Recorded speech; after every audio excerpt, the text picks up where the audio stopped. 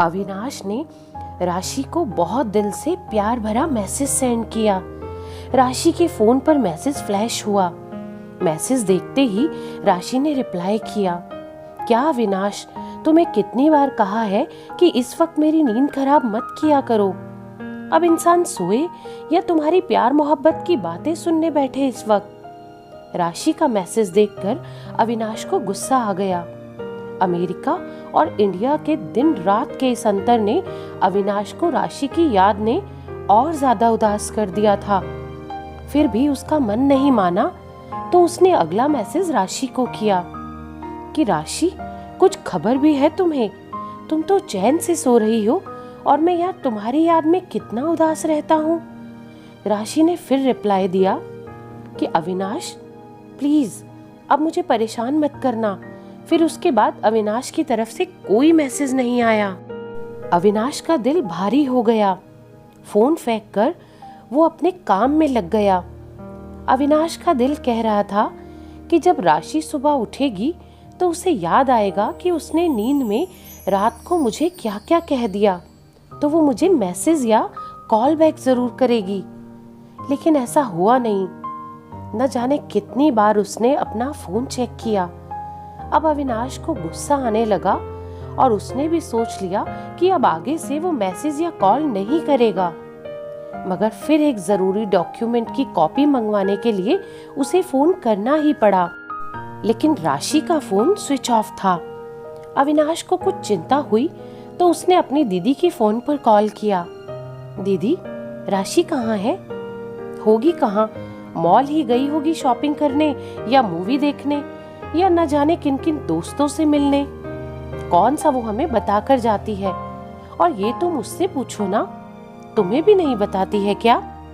दीदी ने कुछ अजीब ढंग से कहा। दीदी, उसका फोन बंद था, इसीलिए मैंने आपसे पूछ लिया, अविनाश ने कहा। 3 घंटे के बाद राशि का कॉल आया। कैसे हो अभी? याद नहीं आती ना तुम्हें मेरी? बिल्कुल ही भूल गए हो मुझे। और ऐसे भी क्या बिजी हो, मैं तुम्हारे फोन का दिन रात इंतजार करती हूँ और तुम हो कि। तो अविनाश ने अपना गुस्सा और अपनी नाराजगी जताते हुए कहा, बस बस, सब जानता हूँ मैं कि कितना इंतजार रहता है तुम्हें मेरा। कुछ जरूरी डॉक्यूमेंट्स मेरे लॉकर में है, उनकी पिक क्लिक करके मुझे भेज दो, अर्जेंट है। अविनाश ने जल्दी से बात पूरी की और फोन काट दिया। राशि की आंखों में आंसू छलक आए। उसने जल्दी जल्दी डॉक्यूमेंट की पिक क्लिक की, पीडीएफ बनाया जो अभी अभी उसने तान्या से सीखा था और अविनाश को सेंड कर दिया। तान्या उसकी तलाकशुदा ननद की बेटी थी जो उनके साथ ही रहती थी। फिर तो ये आए दिन का ही हो गया था। कभी अविनाश मैसेज करता तो उसे रूखा सा जवाब आ जाता था और कभी कॉल नहीं लगता था उसे राशि का। एक दिन उसे राशि का मैसेज मिला, क्या बकवास ड्रेसेस भेजी हैं तुमने अविनाश, सुमित के हाथों, और परफ्यूम तो बिल्कुल ही बेकार है। तुम्हें इतना भी नहीं पता कि लेडीज के लिए परफ्यूम किस तरह का लेते हैं। इससे अच्छा तो तुम मुझे बोलते, मैं खुद ही शॉपिंग कर लेती। राशि का पहली बार अविनाश को मैसेज गया और उसमें भी उसकी शिकायतों की ही लिस्ट थी। ओहो सॉरी राशि, मुझे लगा तुम्हें पसंद आएगी। अमन अपनी बीवी के लिए शॉपिंग कर रहा था तो मैंने भी तुम्हारे लिए ले ली थी। तुमको नहीं पसंद आई ड्रेसेस तो तुम तान्या और दीदी को दे देना। परफ्यूम भी तुम उन्हीं को दे देना, उनके लिए। हालांकि मैं खुद लौट कर लाने वाला ही था। हाँ ठीक है, मुझे ज्यादा बताने की जरूरत नहीं है। उन्हें ये सब कुछ मैं पहले ही दे चुकी हूँ। अपनी शॉपिंग मैं खुद करूंगी। Good night. इसके बाद राशि ने फोन बंद कर दिया। अविनाश और ज्यादा चिंता में डूब गया। तभी उसके दोस्त सुमित का फोन आया। उसने अपने दोस्त की परेशान आवाज पहचान ली थी। सुमित ने कहा, क्या बात है अविनाश, सब ठीक तो है ना? भाभी को पसंद आई क्या ड्रेसेस? मैं तो उनसे मिल नहीं सका। सुमित, मैं तो कुछ समझ नहीं पा रहा हूँ। मुझे अब लगने लगा है कि राशि को अब मुझसे प्यार ही नहीं रहा। शायद उसकी लाइफ में कोई और है। शायद हमें अब अलग हो जाना चाहिए, इससे पहले कि चीजें और ज्यादा बिगड़ जाएं। अरे ये क्या कह रहे हो तुम अविनाश? होश में तो हो। लव मैरिज है तुम्हारी, सीधी सादी लड़की है राशि, तुम्हारे सिवा है ही कौन उसका? अच्छा चलो तुम मुझे पूरी बात बताओ। सुमित तैश में आ गया तो अविनाश ने कहा, यार वो हमेशा बिजी रहती है घूमने फिरने में, अक्सर घर से बाहर ही रहती है, मुझे मैसेज नहीं करती, कॉल नहीं करती, जवाब देती भी है तो हमेशा रूखेपन से, हमेशा किसी ना किसी और के फोन पर कॉल करना पड़ता है। मुझे तो शर्मिंदगी भी महसूस होती है, इसीलिए तो अब मैंने फोन करना भी बहुत कम कर दिया है उसे। लेकिन अविनाश, तुमने इसकी वजह पूछी है क्या राशि से? क्या वजह पूछूं सुमित? बात करती है तो इतना चहकते हुए करती है, इतनी बेचैनी से करती है, जैसे सबसे बढ़कर उसके लिए मुझसे बात करना ही है। अभी क्या हुआ? इतने टाइम बाद क्यों कॉल किया? अभी तुम सो रहे हो ना प्रॉपर? काम के प्रेशर में खुद को डुबो मत देना, अच्छे से रेस्ट भी करना। अभी आज खाने में क्या खाया? ठीक से ले रहे हो ना अपनी डाइट? मेरी याद नहीं आती ना तुमको? अभी ये अभी वो, और मैसेज करो तो खाने को दौड़ती है। सोने दो अविनाश, डिस्टर्ब मत किया करो। तो सुमित ने कुछ सोचते हुए कहा कि अविनाश कुछ गड़बड़ तो है, मैं इतने टाइम से इंडिया आया हुआ हूँ, अब मुझे लगता है कि तुम्हारे पीछे कुछ वक्त मुझे लगाना ही पड़ेगा। लेकिन हाँ अविनाश, तुम मेरी एक बात ध्यान से सुनना, किसी को भी ये मत बताना कि मैं अभी इंडिया में ही हूँ। जो जैसा चल रहा है उसे वैसा चलने दो, अभी किसी से भी कुछ कहना सुनना नहीं है तुमने, बस तुम इंतजार करना। तो अविनाश ने कहा, ठीक है तुम कह रहे हो तो मैं किसी से नहीं कहूंगा कि तुम अभी इंडिया में ही हो। फिर अविनाश अपना सिर पकड़कर बैठ गया। फिर 2 दिन के बाद दोपहर के समय सुमित का कॉल आया, अविनाश तुम भाभी को फोन तो करो जरा। अविनाश ने फोन किया तो फोन बंद था। उसने सुमित को बताया कि राशि का फोन तो बंद आ रहा है। तो सुमित ने कहा, मुझे तो पहले से ही लग रहा था कि उसका फोन बंद ही आएगा। तो अविनाश ने कहा, क्यों सुमित, क्या तुमने राशि को किसी और के साथ देखा है?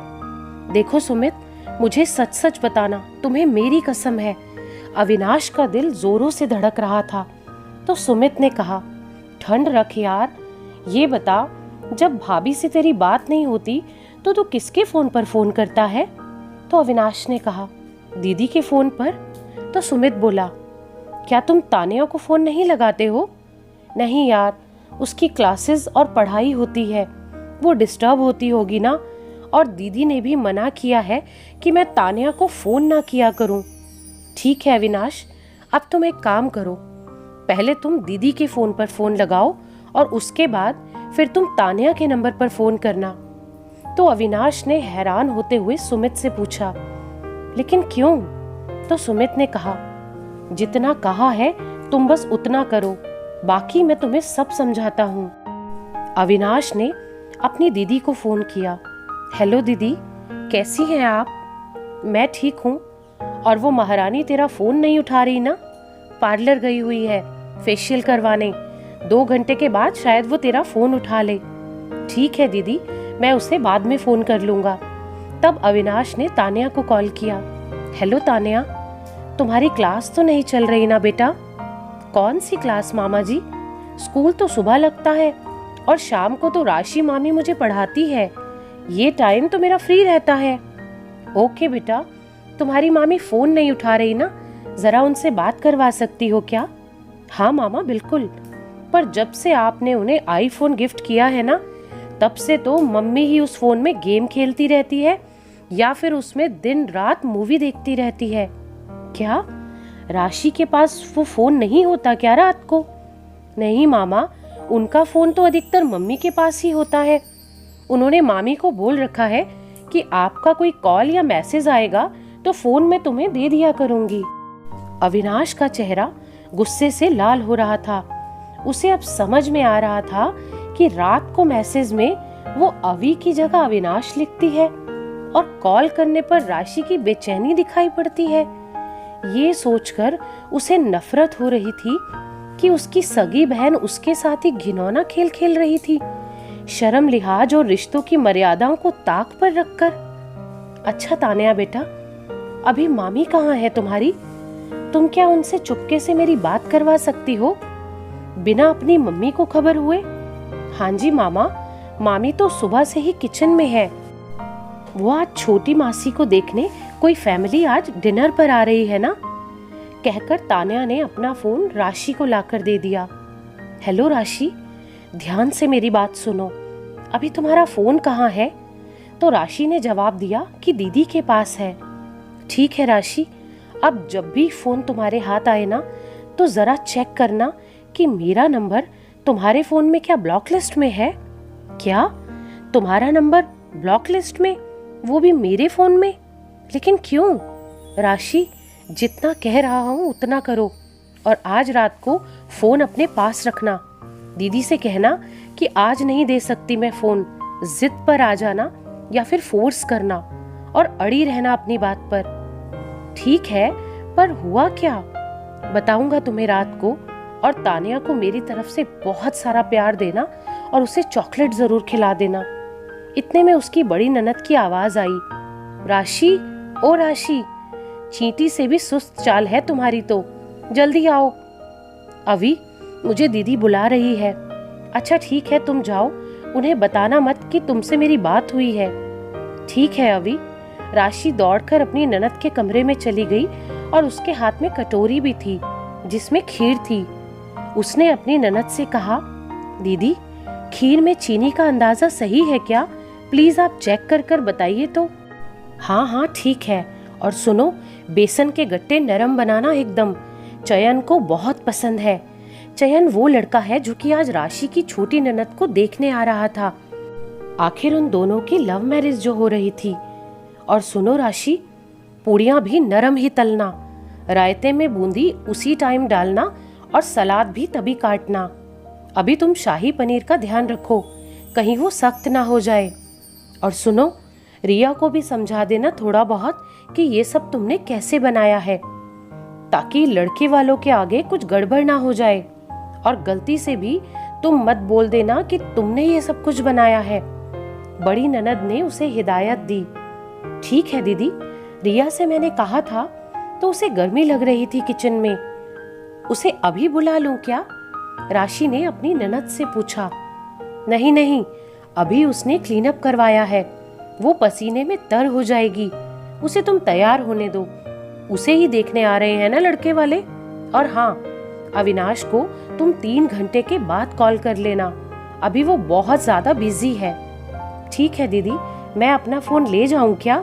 नहीं, अभी मेरी सीरीज का लास्ट एपिसोड चल रहा है, अगर हमारे पास होते आईफोन तो मैं तुम्हारा फोन छूती भी नहीं। खैर, अब कुछ और नहीं देखूंगी।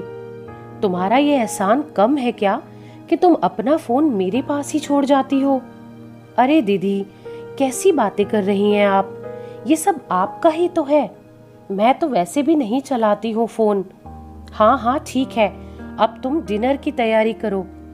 इधर अविनाश ने सुमित को कॉल किया तो सुमित ने अविनाश से पूछा, कुछ समझे अब? तो अविनाश ने कहा, हाँ कुछ नहीं, सब कुछ समझ गया। पर तुम्हें इस बात का अंदाजा कैसे हुआ? तो सुमित ने जवाब दिया, मैं तुम्हारे घर गया था तो दरवाजे से ही तुम्हारी दीदी ने शॉपिंग का सारा सामान लेकर मुझे बाहर से ही रवाना कर दिया था। फिर तुम्हारे फोन के बाद मैंने तुम्हारे घर पर नजर रखना शुरू किया तो तुम्हारी भेजी हुई ड्रेस मैंने तुम्हारी छोटी बहन रिया को पहने देखा। उसके हाथ में आईफोन भी था जो तुमने राशि भाभी को पहले मेरे ही हाथ भिजवाया था। 2 दिन के बाद तुम्हारी छोटी बहन, तुम्हारी बड़ी बहन और तान्या सब घर से बाहर गए कहीं पर, सिवाय राशि के। तो मुझे थोड़ा बहुत मामले का अंदाजा हो गया था। उधर राशि को ये देखकर झटका लगा कि सच में अविनाश का नंबर उसके फोन में ब्लॉक था। उसने ब्लॉक से हटाकर जल्दी से अविनाश को कॉल किया और अविनाश ने उसे कुछ जरूरी इंस्ट्रक्शंस दिए। दरअसल राशि एक अनाथ लड़की थी, प्राइवेट स्कूल में वो टीचर थी, अपने भैया भाभी के साथ रहती थी। अविनाश का दिल उसकी सादगी पर आ गया था। पर एक गरीब लड़की जो दहेज में कुछ ना ला सकी, अविनाश के घर वालों को मंजूर नहीं थी। लाखों की तनख्वाह पा रहे अविनाश को लोग मोटा दहेज देने को तैयार बैठे थे। उसकी बड़ी बहन का तलाक हो चुका था, छोटी कॉलेज में थी, मगर भाई के खिलाफ जाने की हिम्मत दोनों में नहीं थी। पर वो चाहती थी कि किसी तरह सांप भी मर जाए और लाठी भी ना टूटे। और ये मौका शादी के फौरन बाद ही अविनाश के 6 महीने के लिए अमेरिका जाने ने उन्हें दे दिया था। राशि के लिए हालात वही थे। पहले भाई के घर नौकरानी जैसे कामों में जुटी रहती थी, फिर यहाँ ससुराल में। वो आत्मविश्वास की कमी से भरी, प्यार को तरसी हुई सीधी सादी सी लड़की थी, जिसका फायदा उसकी दोनों ननदें उठा रही थी। वो अक्सर उसका फोन लेकर अविनाश को मैसेज कर दिया करती थी और उसके आए मैसेजेस का कुछ भी उल्टा सीधा जवाब ही दे दिया करती थी। सुविधा अनुसार उसका नंबर ब्लॉक और अनब्लॉक कर दिया करती थी, ताकि राशि को शक ना हो। वैसे भी उसे ज्यादा जानकारी नहीं थी गैजेट्स की, और उसे कभी मौका ही नहीं मिला। अपने दोस्त सुमित और भांजी तान्या की मदद से अविनाश और राशि का रिश्ता टूटने से बच गया। अगले ही महीने वो इंडिया आ चुका था। राशि का अमेरिका का वीजा भी लग चुका था और वो उसे और यहाँ अकेले छोड़ने का अब रिस्क नहीं ले सकता था।